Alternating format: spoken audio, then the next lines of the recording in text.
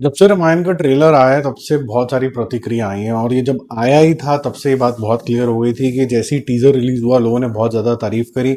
लेकिन क्योंकि ये बहुत से लोगों के नरेटिव के अंदर सही नहीं बैठती है, क्योंकि जाके कहीं पर मत्था नहीं टिका गया अभी तक, बहुत से लोगों को पैसे नहीं खिलाए गए हैं, उन्होंने सोचा कि सही रास्ता निकालते हैं, यूट्यूबर्स वगैरह को जाके पहले दर्शन कराते हैं ट्रेलर वगैरह के। उन्होंने समोसे तो खा लिए लेकिन उसके बाद उन्होंने एक भी ढंग की बात नहीं करी है। जिन जिन्होंने भी समोसा खाया है, आप नोटिस कर लेना, जो जो भी उस इवेंट के ऊपर बुलाया गया था किसी ने भी ढंग की बात नहीं निकालेगी। हालांकि रामायण के बहुत सारे वर्जन हैं और अलग अलग तरीके से लोगों का इंटरप्रिटेशन होता है भगवान का। भगवान को आप सीमित थोड़ा ना कर सकते हो कि भगवान का कलर नीला होता है, सीता माता का ब्लाउज कैसे होता है, ना तो उस टाइम पे कोई था।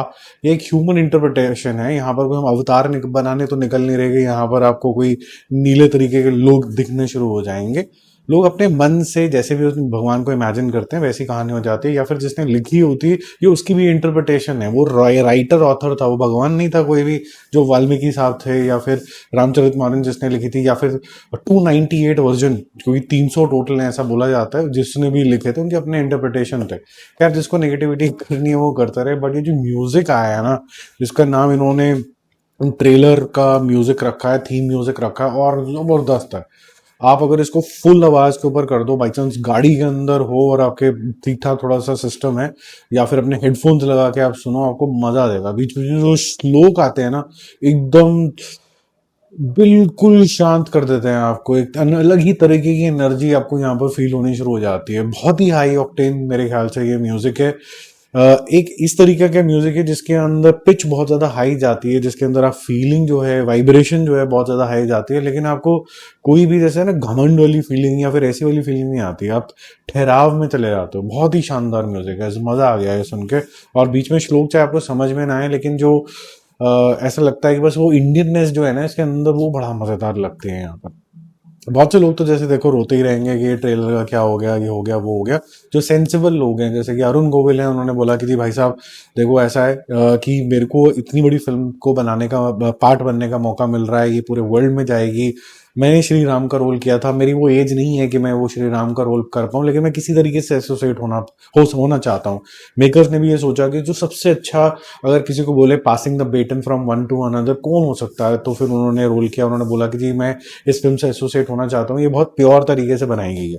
हालांकि नेगेटिविटी करने वाले लोग और हो जाते हैं। आज एक और वीडियो जो है वो काफी वायरल हो रहा है, जिसके अंदर अभी कल तक साईं पल्लवी जी की शक्ल को लेके काफी ज्यादा मजाक उड़ा रहा था, उनके कलर को लेके मजाक उड़ाया जा रहा था, उनकी सादगी को लेके काफी ज्यादा मजाक उड़ाया जा रहा था, रणबीर कपूर को लेके काफी ज्यादा मजाक उड़ाया जा रहा था। सिर्फ एक ही चीज है, क्योंकि लोग या तो उससे चढ़ जाते हैं या फिर वो बीफ और ये सब तरीके के वीडियो बार बार चला चला के लोगों का दिमाग खराब करते रहते हैं। और जबकि सबको पता है कि जीव हत्या होती है, तो चिकन प्रेमी प्रभास को अचानक से भगवान कैसे मानने लग जाएंगे? तो ऐसा भी सही नहीं हो सकता। ऐसा भी नहीं हो सकता कि जो सड़कों पे जाके चिल्लम पी रहे हैं वो भी बहुत ज्यादा कोई शरीफ लोग हैं या बड़े ही सात्विक जीवन जी रहे हैं, ऐसा भी नहीं है। तो करप्शन और करप्ट माइंडेड लोग हर जगह ही होंगे। लेकिन ये जो दीपिका मैडम का वीडियो वायरल हुआ है, जो ओरिजिनल सीता माता थी, उन्होंने बोला हम भी एक्टर हैं, अगर हमें मौका मिलता है कि हमें बर्फी करने का मौका मिल जाए या फिर हमें एनिमल करने का मौका मिल जाए, और क्योंकि मैं एक एक्टर हूँ, अगर मैं अच्छे से डिपिक्ट कर पाता हूँ श्री राम को, तो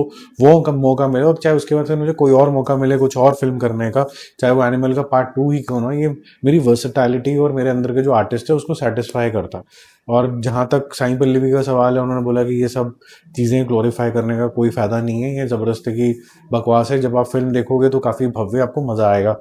दूसरी चीज ये भी है, अगर आप नोटिस करो तो आदि पुरुष के अंदर ज्यादा रिवीलिंग क्लोथ्स होने की वजह से भी, कि सीता माता को हमेशा जिसे कहते हैं ना कि थोड़ा ढका हुआ ही रहना चाहिए, उस तरीके का काफी ज्यादा उनका मजाक उड़ाया गया था आदि पुरुष के मेकर्स का।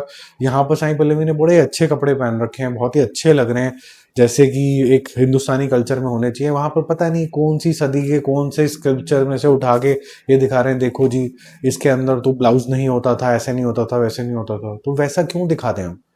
समझ में नहीं आया। और फिर उसके ऊपर से जबरदस्ती के कंपैरिजन कि शूर्पणखा को ऐसा दिखा दिया, विदाउट स्लीव्स के दिखा दिया, इसको दिखा दिया। ये बड़ी चीप कॉन्वर्सेशन है। यहाँ पर आपको राम गाथा इसलिए सुनाई जाती है कि आप उनसे सीखो। ना कि आप टेलर बन जाओ वहाँ जाके कि किसको क्या बनाना है। और ऊपर से जो बेवकूफ़ों वाले सवाल हैं कि बहुत अच्छे लग रहे हैं, प्रभास नहीं लग रहे होंगे यार। नीचे डाउन साउथ के अंदर एक अपनी इंटरप्रिटेशन है। मैं आपको एक चीज़ बताता हूँ, अगर आपने नोटिस नहीं करी हुई, आचार्य प्रशांत के बारे में भी कल मैंने वीडियो बनाया था कि मैं कल उनकी बात से सहमत नहीं था, पर मैं 99% उनकी बातों से सहमत होता हूँ। उन्होंने एक एग्जाम्पल दिया था, देयर इज नो हार्म। कभी कभी कंफ्लिक्ट अगर हो जाता है, आप नहीं सहमत होते हो तो नहीं होते, आपका अपना दिमाग भी है।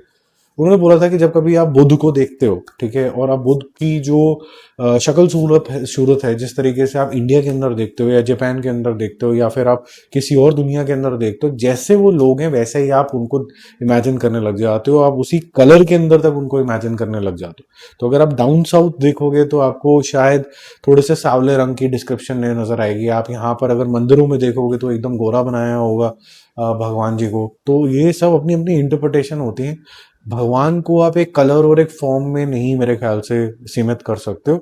जो लोग ये सोचते हैं कि हमने किताबें पढ़ ली हैं तो हमें समझ में आ गया है, लेकिन मन में नहीं बसा है, उसका इंटरप्रिटेशन, ट्रू इंटरप्रिटेशन क्या आपको नहीं पता है। ठीक है, वो नीला रंग का मतलब क्या है वो ज्यादा इंपॉर्टेंट है कि नीला करके बंदा पेंट करके खड़े कर दो।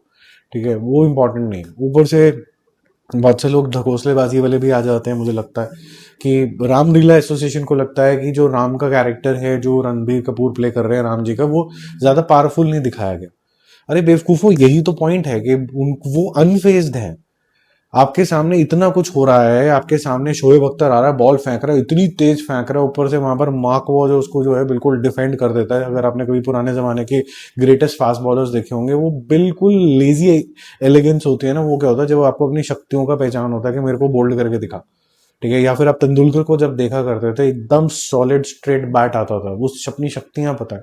ऐसी श्री राम को एक अपनी शक्तियां, मतलब वो तो दुनिया से ऊपर है, उनको अपनी सारी शक्तियां पता है। उन्होंने अपनी इंद्रियों के ऊपर जो है काबू कर रखा है। ठीक है, और ये जो रामायण है इसके भी जो अलग अलग भाग हैं, एक के अंदर उनको गुस्सा आता है, जैसे कि आप यहाँ पर देखोगे रामचरितमानस के अंदर नहीं आता है, वो बिल्कुल अनफेज्ड है।